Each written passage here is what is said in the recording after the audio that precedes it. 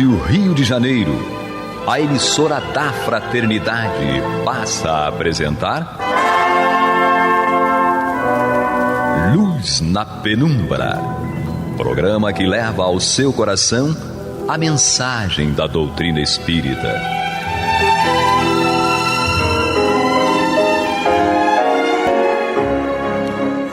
E com vocês, Canrobert Bueno e Isabel Nascimento, para o estudo do livro A Gênese, da obra codificada por Allan Kardec.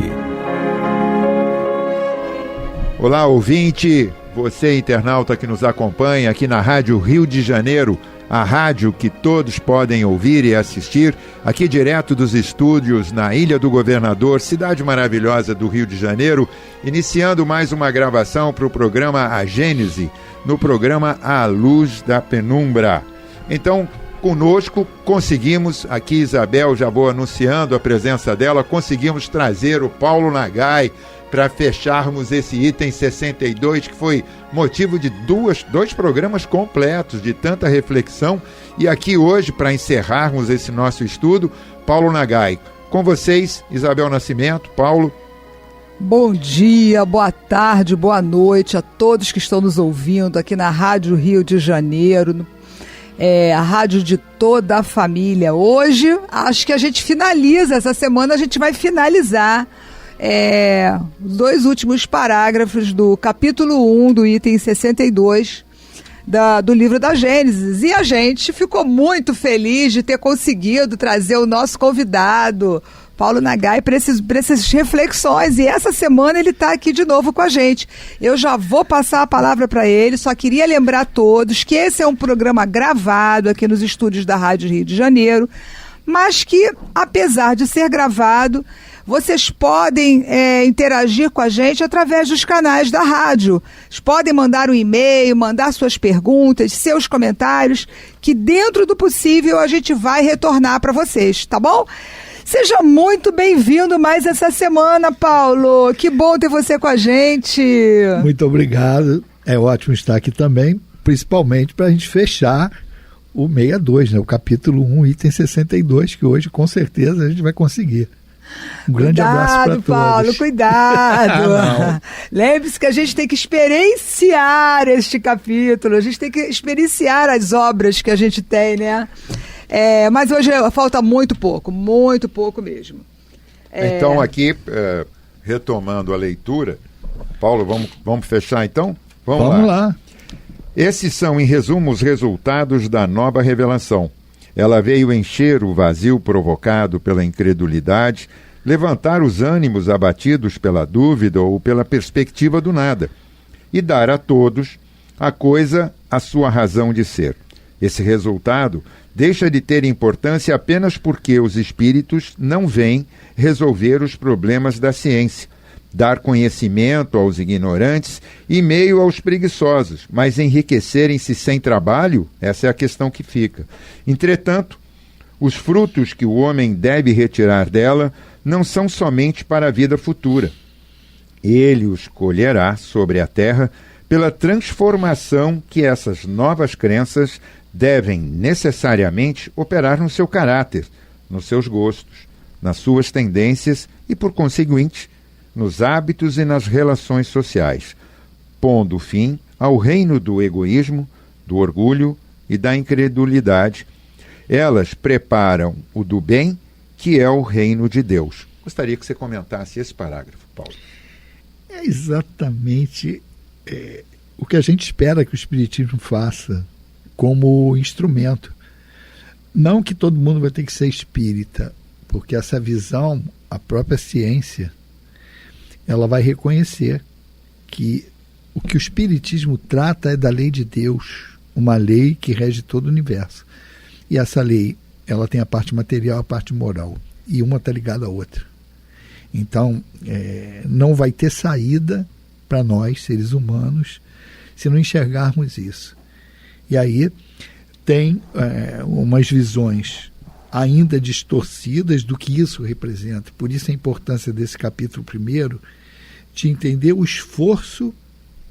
Aí entra Deus, que está lá, no canto dele direitinho, que a gente só entende ainda pelos seus atributos, mas nós vamos entender proporcionalmente ao nosso avanço espiritual, tanto intelectual quanto moral, mas principalmente com o entendimento da figura de Jesus, o que ele representa, o governador do planeta, quem veio trazer a segunda revelação e quem direcionou a primeira, a própria vinda, e a terceira revelação, que é o Espiritismo.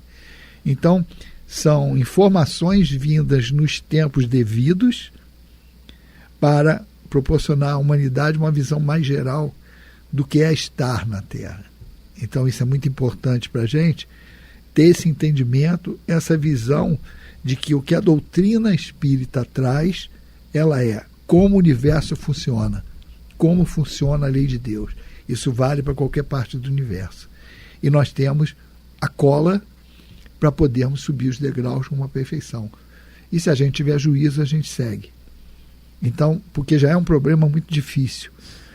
E aí eu sempre chamo o Xará para ajudar, né? Paulo, quando ele fala por que eu faço aquilo que eu não quero e o que eu quero, sei que eu tenho que fazer, eu não consigo fazer. Que é o questionamento do espírito diante do processo de educação da lei. Quer dizer, eu já sei o que tem que fazer. E o Espiritismo traz o caminho para a gente.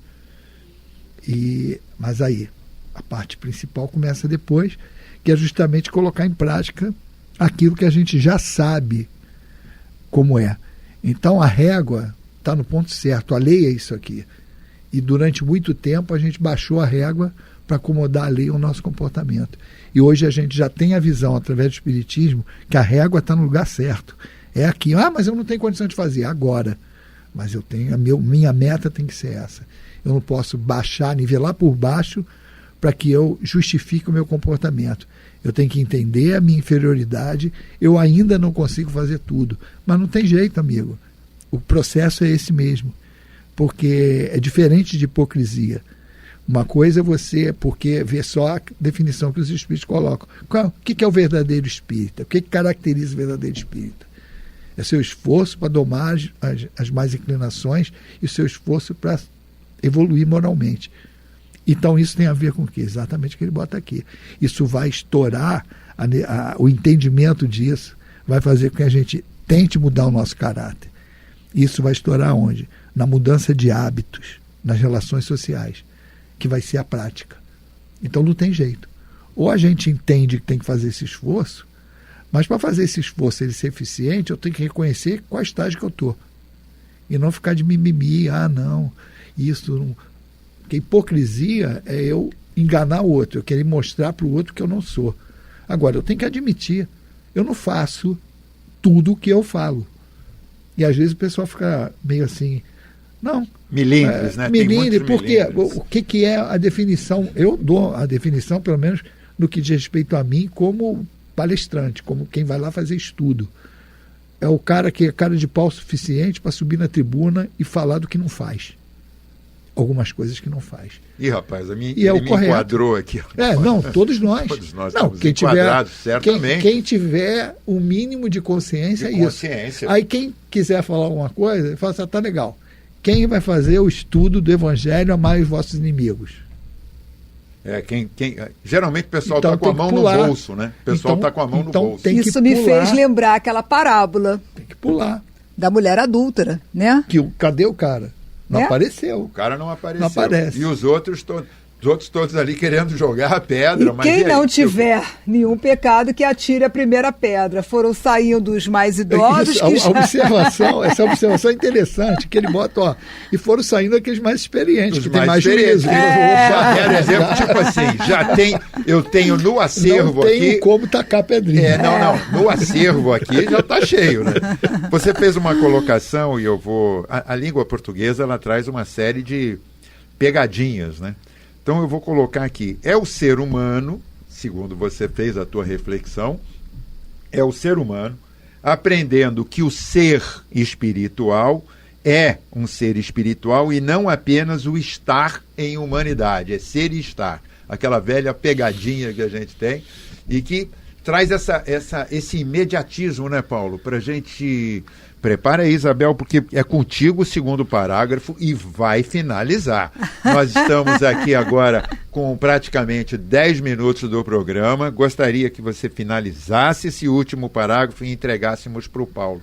Mas, Paulo, tem que tirar do ombro de cada um aquele pecado original, aquela condição de estar devendo ao mundo e a todos alguma coisa, e mostrar que a doutrina nos traz é essa esperança. O significado é de esperança, de melhora, de evolução, de crescimento e responsabilidade, não é? Olha, mas isso até no cancioneiro popular é um negócio que eu gosto de citar muito. Você fala assim, reconhece a queda e não desanima. Levanta da... Beber, cair e levantar, não é isso? Não, levanta, sacode a poeira e dá a volta por cima. A doutrina espírita só é isso. E não é, filho, mais bonitinho assim, não importa quantas vezes você caiu. Importa quantas vezes você levantou. Mas é a mesma coisa.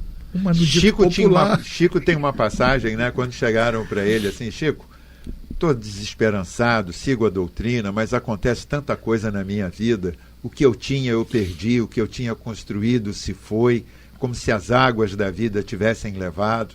Meu relacionamento acabou, tudo acabou. Meu filho, só uma coisa. A árvore dá mais frutos depois da poda. Você apenas foi podado. Acredita, os frutos estão por vir. Essa foi uma coisa que eu ouvi essa semana e que traz um alento, traz um encorajamento, porque é verdade, muitas vezes dobramos o joelho, tanto quanto subir no palco, tomar um microfone e falar daquilo que muito não fazemos, porque é aquela história, né, Paulo? Nós não somos famosos, mas já somos conhecidos.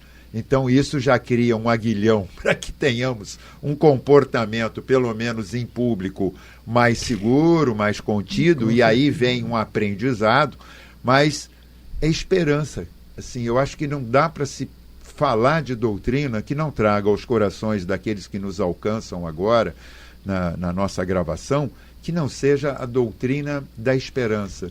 Exato, e eu acho que é mais justo isso, porque quem está ouvindo a gente tem que entender, ou seja aqui na rádio, ou seja no Centro Espírita, quando a gente estava fazendo a palestra, é o seguinte, realmente nós estamos no mesmo barco. Às vezes a pessoa fala de boca para fora, mas o nós, quando a gente usa ali, é que nós precisamos, é diferente. Eu falar apontando o dedo que vocês têm que mudar, ou nós. E se você realmente sente isso, é porque é nós mesmos que nós temos, nós estamos iguais a todo mundo. Bom, pessoal, eu vou dar continuidade aqui à leitura, Você né? vai finalizar a leitura. Porque senão eles vão brigar comigo, que a gente não finaliza. Mas vamos lá. Estamos então aqui no último, no estudo da Gênesis, capítulo 1. Vamos para o último parágrafo aqui. A revelação, portanto, tem por finalidade dar ao homem a posse de certas verdades que ele não poderia adquirir por si mesmo, e isso para acelerar o progresso. Essas verdades, geralmente, se restringem aos princípios fundamentais destinados a colocá-lo no caminho das pesquisas, e não a conduzi-lo pela borda. São os marcos que lhe mostram o objetivo. Para ele, a tarefa de estudá-lo e deduzir-lhes as aplicações, longe de libertá-lo do trabalho, são novos elementos fornecidos para a sua atividade. Vamos comentar, Paulo? Bom, é realmente o fechamento do estudo. Tem informações suficientes para que a gente tome as providências necessárias nesse caminho da evolução. Todo o contexto desse capítulo, ele mostrar a característica, o caráter da revelação no sentido, a origem, para que a gente tenha, dê credibilidade àquelas informações. E mais do que isso, tem a lógica que a gente segue, porque Kardec sempre coloca isso, é lógico, tem a revelação, mas olha, examina isso, é lógico, é mais lógico isso aqui do que aquela outra proposta. E mais, são coisas que são passíveis de comprovação, porque anda para a ciência. A ciência só não vai chegar lá se não quiser acompanhar o espiritismo. Sim. É isso que se coloca. Então, a sinalização do espiritismo para isso, uma grande prova, e eu dou isso sempre porque é algo que a gente está sempre trabalhando, a questão do fluido. Que desde lá da questão 20 e pouco, acho que 20, começa a 27, 28, quando Kardec pergunta sobre as moléculas, se elas têm forma, que é isso, e lá já está a física das partículas, quando ele fala assim, olha, o que achas que é molécula nada mais é do que a aglomeração da molécula primitiva. Hoje a experiência do acelerador de partículas, que você se vale para a molécula, vale para o átomo, vale para as partículas que compõem o átomo, e hoje você está buscando aí a partícula primitiva, e que para nós a gente já tem desde a revelação, que é fluido cósmico universal, e que toda a matéria do universo deriva disso. Então são informações que você citou André Luiz na parte médica.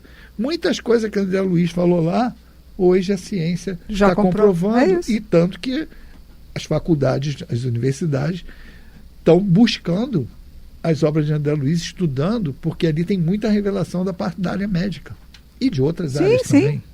E eu tenho a alegria de dizer que hoje algumas universidades já estão incluindo no currículo, na grade da formação do novo profissional, do médico, espiritualidade e saúde, que não só ensina esses alunos a olharem a pessoa que eles vão tratar, não só como um corpo. Eu, como médica, sempre digo isso, eu não posso tratar apenas um corpo físico. Ali tem, no mínimo, mais algumas dimensões. A dimensão psicológica, que a gente não pode descartar. A dimensão espiritual, que aí eu não estou falando da religião da pessoa, eu estou falando da espiritualidade, da relação que ela tem com o transcendente, e a relação social. Mas isso foi uma aquisição que a gente vem fazendo ao longo dos anos, que eu vim fazendo, né, através do estudo da doutrina, e saber que hoje, né, eu estou formada há 30 anos, saber que hoje um jovem já entra na universidade, ele tem a oportunidade de ter na grade dele espiritualidade e saúde, já ter olhar acima do corpo físico, é motivo de grande alegria. Para mim só falta uma coisa nisso. Eu não vejo se ligar mais diretamente, quando se fala aí da parte espiritual, espiritualidade, isso com comportamento moral. Eu acho que a grande falha, isso eu falo para amigos que trabalham com isso, porque eu sei que tem restrições, o CRM coloca... Sim. Então, como o meu é CRQ, eu não tenho problema com isso. Não tem problema falar.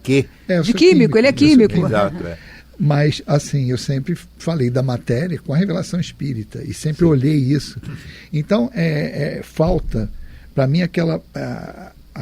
na medicina espiritual, o cara fala, reconhecer que, assim, olha, o teu comportamento moral influencia na tua saúde. Sem dúvida. Então, não se fala... E não estamos falando, assim, de comportamento moral por alcoolismo, por uso de drogas, não. Completo, da tua moral. Geral. Já se sabe hoje que algumas neoplasias, alguns cânceres estão relacionados a mágoas, a raiva, ao ódio. Quando você fala mágoa, ódio... que é algo moral. Ainda se tem um pudor. É o que se fala somatizados. Isso, né? Mas ainda se tem o pudor de falar assim, olha, se você não for uma boa pessoa, se você não tiver um relacionamento, tanto com Deus, consigo mesmo, com o próximo, você vai ter doença. A doença é por conta de desequilíbrio moral. Poucas são por causas materiais. Sim. Então, esse fechamento, eu entendo até a limitação, eu entendo o obstáculo que se tem, mas ainda vai chegar o dia em que um cara vai sentar na frente de um médico, os exames vão vir todos lá e não vai ver nada, mas eu acredito até que alguns vão ter, porque esses aparelhos, eles vão detectar desequilíbrio no perispírito, um futuro bem próximo. Já tem alguns mapeamentos cerebrais que estão fazendo isso. Termos energéticos que você vê, mas eu estou falando assim, o cano não tem nada. Você olha, no teu corpo não tem nada. Cano, deixa eu fazer uma pergunta. Você, no teu trabalho, você ludibria alguém? Não. Você é honesto no seu comportamento com os outros? Aí você começou a me botar... Não é para você responder, não. Estou falando assim, numa eventual anamnese. Exato. Né? Aquela coisa. Ela, se você não encontrar causas materiais ali, você vai procurar nas causas morais. Não nas causas assim, a energia, não. Vai ser na bucha mesmo. É na bucha. Eu busco nessas dimensões que você falou. Se você é desonesto, você vai ter causa e efeito. Entendeu? Simples. É o futuro isso. Aí eu vou chamar você ouvinte, você internauta que nos acompanha, a todos vocês que nos prestigiam com sua atenção, entendendo que hoje encerramos aqui o capítulo 1 da Gênese, no item 62, trazendo à nossa mesa, à nossa bancada, uma médica, Isabel Nascimento, que é a nossa companheira de programação, e o nosso querido convidado, Paulo Nagai, químico, ciência na veia. Não dá para fugir. Não, mas aí é que eu sou espírita. Não, mas porque senão não teria autoridade para falar de a gente vai arrumar problema pra gente. Deixa eu explicar melhor. Olha, a gente não veio como profissional, nós estamos aqui como espíritas. Vocês deixam eu falar? Não. Então tá. É só dizendo aqui o quanto a razão da doutrina espírita traz pessoas com o cabedal de conhecimento de vocês, de reconhecerem nela exatamente esse caminho que é um pouco além da matéria, um pouco além dessa molécula direta que nós temos aqui e que faz a materialidade toda, é o ser espiritual que existe em cada um de nós, o ser razão. Para todos vocês que nos acompanharam, o nosso muitíssimo obrigado. Vou relatar aqui o obrigado muito grande do programa Luz na Penumbra, em meu nome e em nome de Isabel Nascimento, pela participação do Paulo em 3 programas, a sua paciência. Será que a gente vai conseguir trazer ele na próxima semana? Dessa vez você desgastou, você trouxe ele para 3 programas, você tirou ele do limite. Mas a todos vocês o nosso muito obrigado e rapidamente encerrando com menos de 30 segundos, palavras finais para todos vocês, Isabel e Paulo, por favor. Bom, eu diria agora só, deixando a ciência do lado e me colocando como ser humano e trazendo para os exemplos práticos. Eu acho que varia chegar uma época que a nossa anamnese para o paciente poderia ser: o senhor está fazendo com alguém alguma coisa que o senhor não gostaria que fosse feito para o senhor? Você não acha que é válida essa pergunta na anamnese? Porque aí o nosso futuro. Eu não vou entrar mais naquela coisa. O senhor está produzindo algum sentimento? O senhor não está sendo moral? Alguma coisa assim? Tá eu acho que é uma boa pergunta, mais diplomático. Né? Enfim, vamos finalizar. Eu quero agradecer a todos que estavam conosco aí nesse programa. Paulo, suas últimas palavras para os nossos ouvintes. Foi um prazer estar aqui com vocês, um estudo ótimo, agradável, e vamos ver uma próxima oportunidade de estarmos juntos aí. Um grande abraço. Obrigado a todos. Obrigada. Você está ouvindo o programa Luz na Penumbra.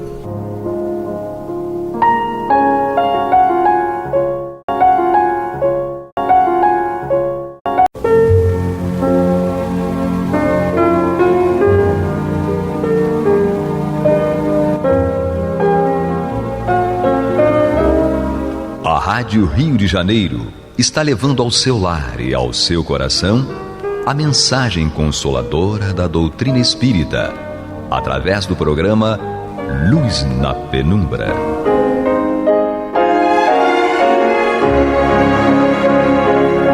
E agora com vocês, Nádia do Couto Vale, para comentar o céu e inferno ou a justiça divina segundo o Espiritismo, da obra codificada por Allan Kardec.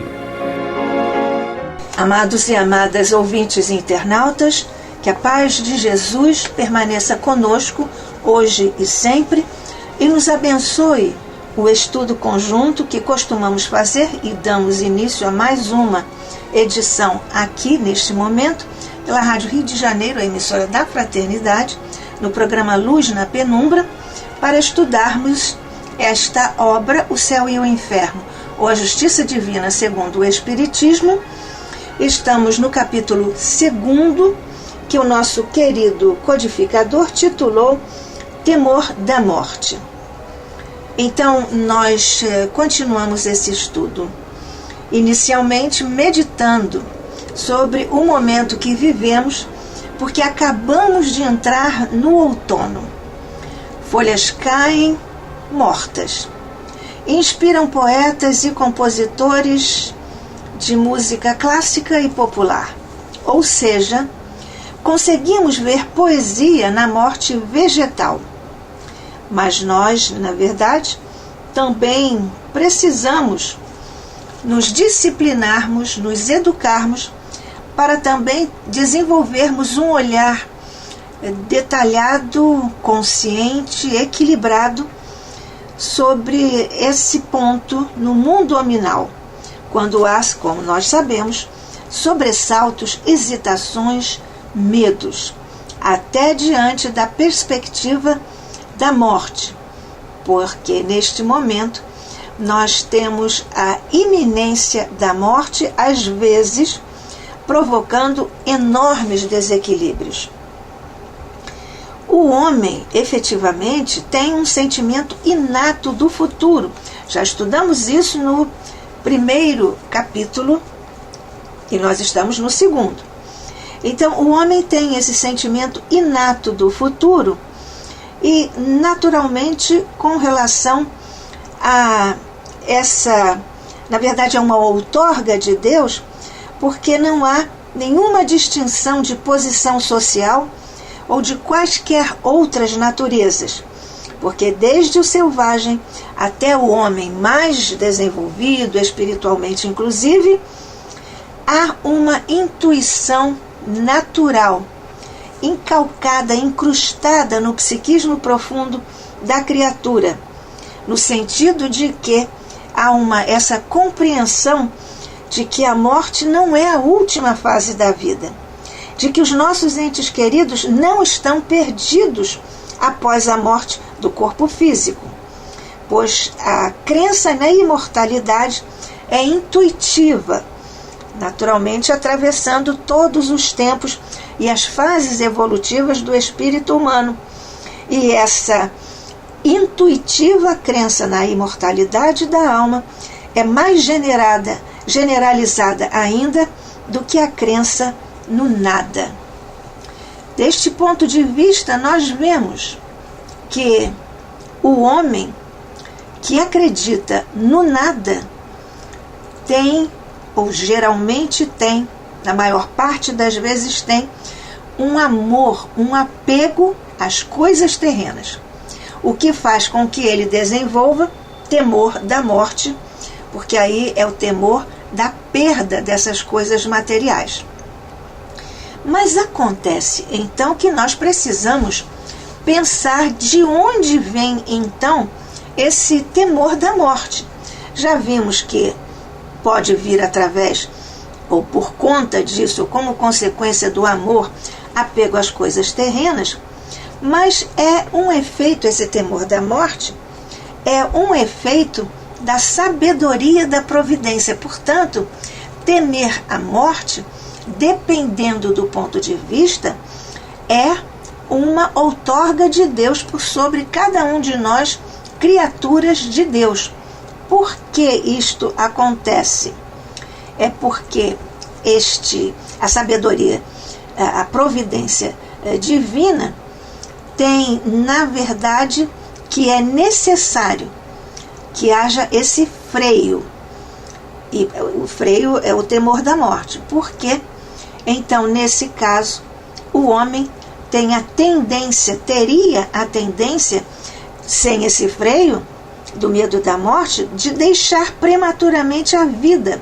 Negligenciaria, então, essas questões, a necessidade do trabalho, por exemplo, como um elemento, trabalho terreno, né, no mundo material, como um elemento para o nosso adiantamento moral.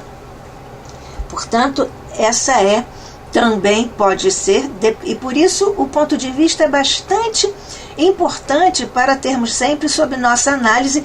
Kardec perguntou a esse respeito em O Evangelho segundo o Espiritismo.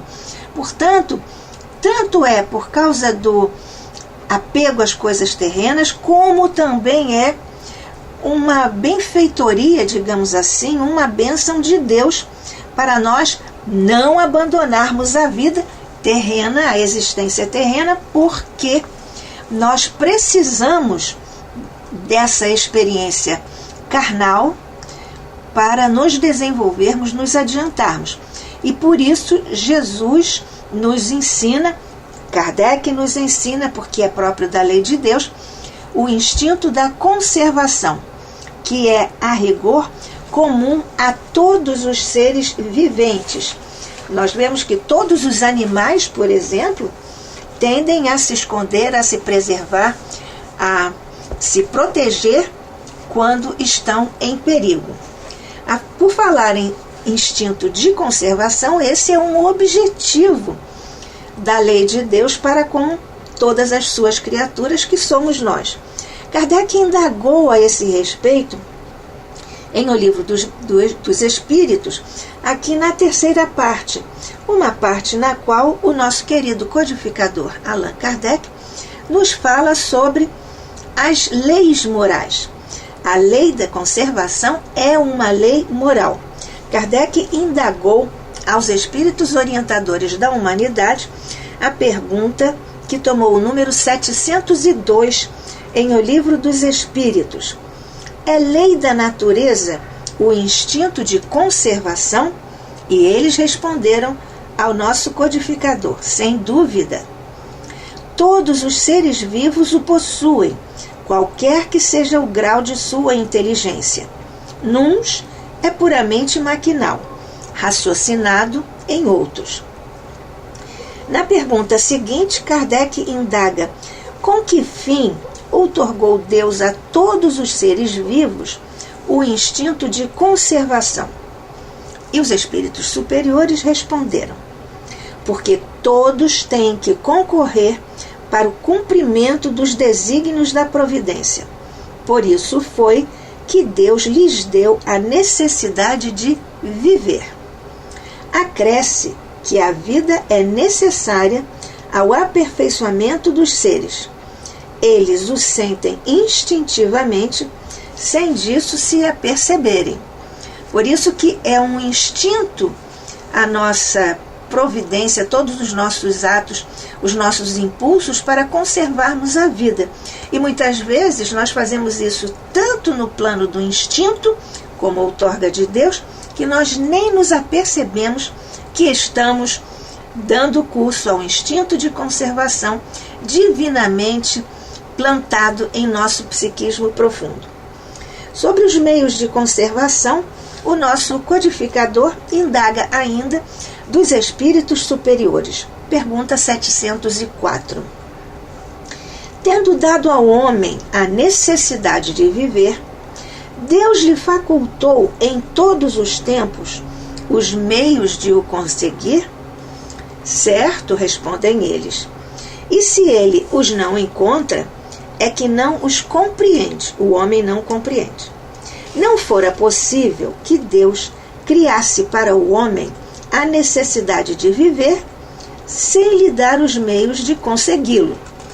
Essa a razão por que faz que a terra produza de modo a proporcionar o necessário aos que a habitam, visto que só o necessário é útil.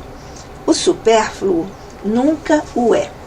E aqui nós estamos diante de uma outra questão, com relação ao instinto de conservação. O que é necessário e o que é dispensável, o que é supérfluo. Ora, nós vivemos atualmente numa sociedade do supérfluo, numa sociedade do ter, numa sociedade dos bens materiais, ou que, pelo menos, faz uma espécie de endeusamento dos bens materiais de tal forma e de tão profundamente incrustado na personalidade, no movimento de vida das criaturas, da maioria das criaturas naturalmente, que a criatura transforma ou vem transformando, como é muito fácil todos nós constatarmos, vem transformando o que é necessário e o que é supérfluo, e vem transformando o supérfluo em necessário, o que é certamente um desvio da função, um desvio do objeto e do objetivo divinamente planejado para a nossa experiência encarnatória e, na verdade, para todas as nossas experiências encarnatórias, a julgar pela dificuldade que temos experimentado em fazer apenas aquilo que é útil, ou usarmos aquilo que é útil, que é necessário e na dose certa, porque a dosagem também é importante para o instinto de conservação. Então, neste particular, nós vemos que o homem que acredita no nada tem naturalmente, digamos assim, esse apego às coisas terrenas, como já falamos, e sobre o temor da morte. A sabedoria da providência também tem a sua participação, porque nos doou isso como uma outorga divina. E temos, portanto, esses conceitos da lei de conservação, que, aliás, no estudo do livro dos Espíritos, começa exatamente nesta primeira pergunta que compartilhamos com você, amigo, amiga, ouvinte, internauta, começando esse estudo na pergunta 702 e muitas outras perguntas subsequentes. Então, qual é a garantia que dá esse instinto de conservação? Ou seja, qual é o objetivo da lei em nos inocular o instinto de conservação? A garantia de que o homem não deixará prematuramente a vida, de que o homem vai valorizar o trabalho terreno, como sendo o trabalho terreno uma alavanca para o nosso próprio adiantamento.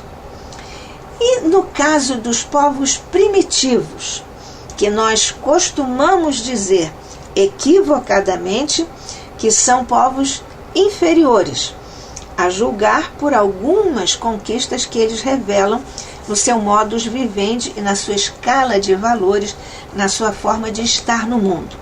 Mas então, para os povos primitivos, como se dá ou como se revela ou como se manifesta essa ideia de conservação e de futuro?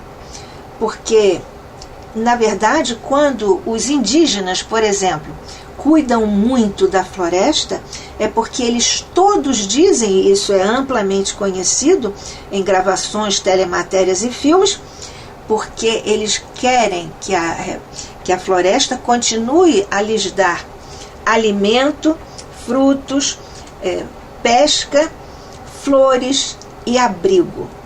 Então, neste ponto de vista, nós temos que é uma outra linha civilizatória, digamos assim, para os povos primitivos, povos originários em vários locais, como nós temos visto aqui, inclusive no Brasil, nós temos esses nossos irmãos espíritos, muitas vezes adiantados, que estão encarnados nesses grupos, e que nós continuamos estudando, como agora continuamos, eu, Nádia do Couto Vale, e você, amigo, amiga, ouvinte, internauta, estudando aqui o céu e o inferno, ou a justiça divina segundo o Espiritismo, no capítulo 2, que Kardec dedicou ao estudo e às reflexões sobre o temor da morte. Portanto, para os povos primitivos, o futuro é uma vaga intuição e há uma gradação à medida que eles vão à frente, evoluem. Então, para os povos primitivos, o futuro é uma vaga intuição, depois isso se configura como uma simples esperança e, finalmente, como uma certeza, que é a que nós temos, essa certeza atenuada apenas por secreto apego à vida corporal. Mas, na verdade, nós já vimos que isso aqui está divinamente plantado em nós como uma questão de sobrevivência e de continuidade do aprendizado na encarnação. E essa certeza, essa vaga intuição está inscrita na consciência mítica desses povos primitivos, consciência mítica que nós estudamos com o filósofo francês Gustave. Então, nessa questão, nós temos ainda uma curiosa reviravolta, digamos, no raciocínio inverso. Por quê? Então, quanto maior seja a compreensão da vida futura, mais ainda diminui o temor da morte. Portanto, mais esclarecimento, menos temor. Isto nos conduz a reflexões muito importantes, porque o Espiritismo nos dá exatamente isto. Por isso, nós temos esse lema: Espíritos amai-vos, primeiro mandamento, Espíritas instruí-vos, eis o segundo, porque é com o conhecimento, o esclarecimento, que nós vamos diminuindo o temor da morte, ou a insegurança diante do fenômeno da morte.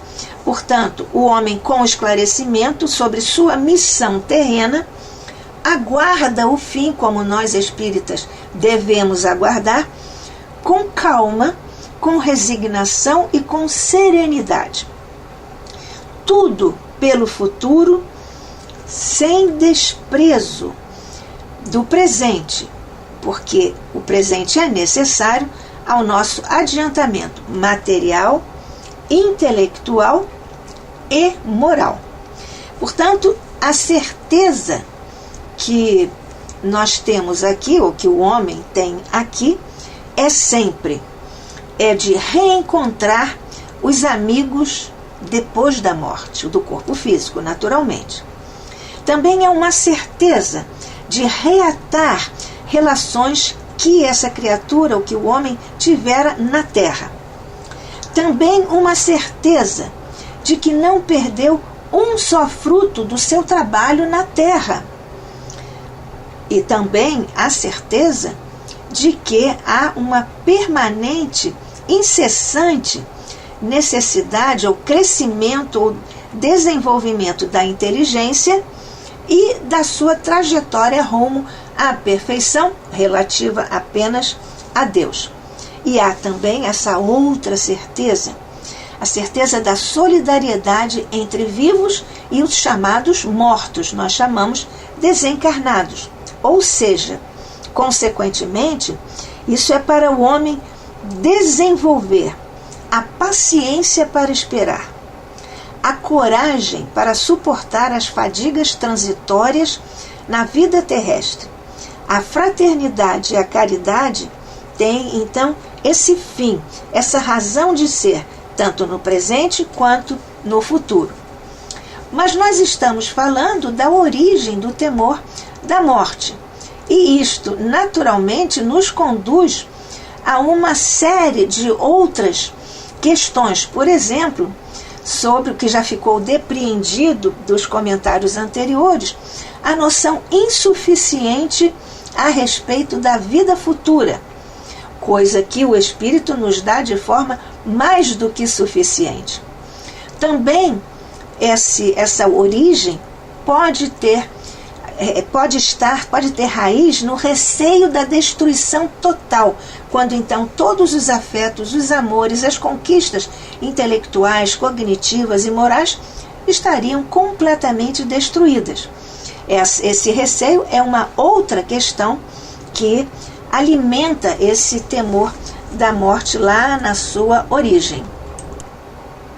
Também na origem do temor da morte pode estar a incerteza quanto à sobrevivência da alma, coisa que nós também não temos. Nós, pelo contrário, temos a certeza, porque o Espiritismo não só nos garante isto com as fartíssimas provas e comprovações, provas do ponto de vista da razão e comprovações que nós temos, inclusive na segunda parte desta obra, O Céu e o Inferno, ou A Justiça Divina segundo o Espiritismo.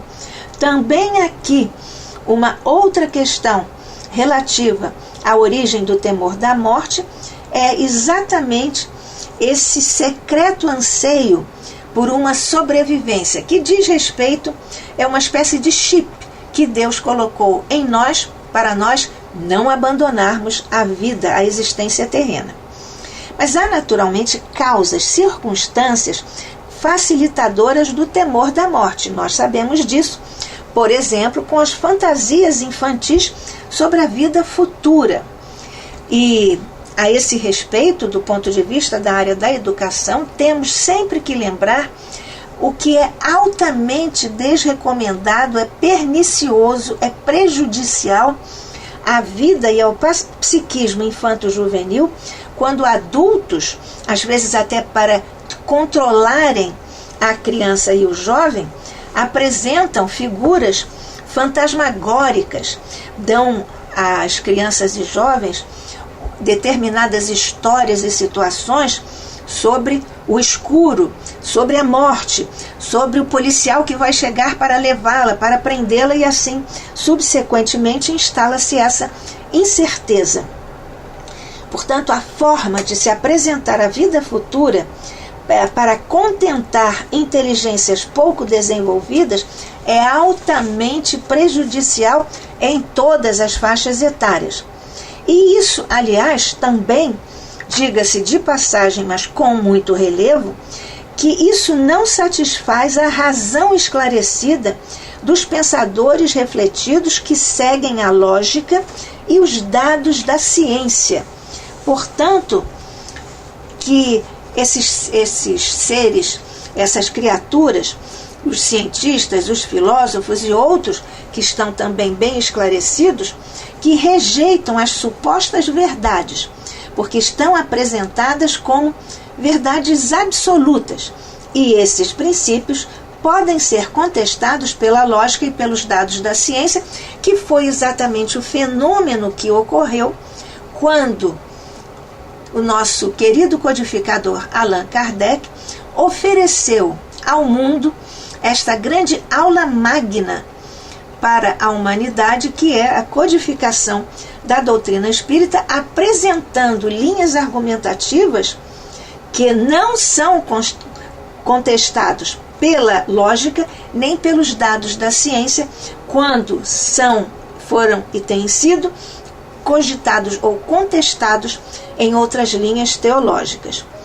Porque, na verdade, essa situação está posta para todos nós vingarmos aqui, fazermos vingar, fazer vicejar, vingar no sentido de vicejar, florescer a certeza da imortalidade da alma, de que nós não desaparecemos quando cessa o funcionamento do nosso corpo físico, que é uma bênção de Deus, mas que tem seu prazo de validade, e quanto à certeza de todas as dádivas, de todas as bênçãos que nos aguardam depois que nós ultrapassamos o umbral da morte do corpo físico. Que a paz de Jesus permaneça conosco hoje e sempre. Que assim seja.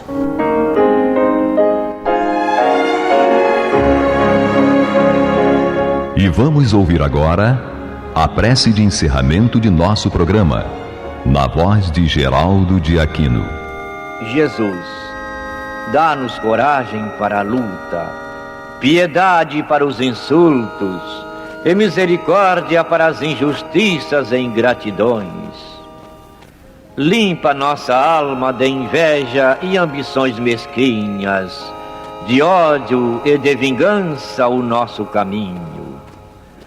E que dentro em pouco, ao recolher-nos de novo ao calor do nosso leito, para que o sono nos dê a paz e o esquecimento das tristezas humanas, possamos sentir, Senhor, no mais íntimo de nosso ser, a doçura indefinível do Teu amor e a grandeza incomparável da Tua divina presença.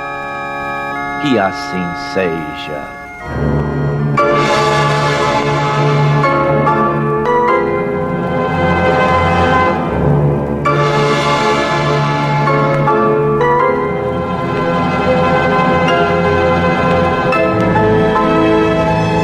Acabamos de apresentar o programa Luz na Penumbra,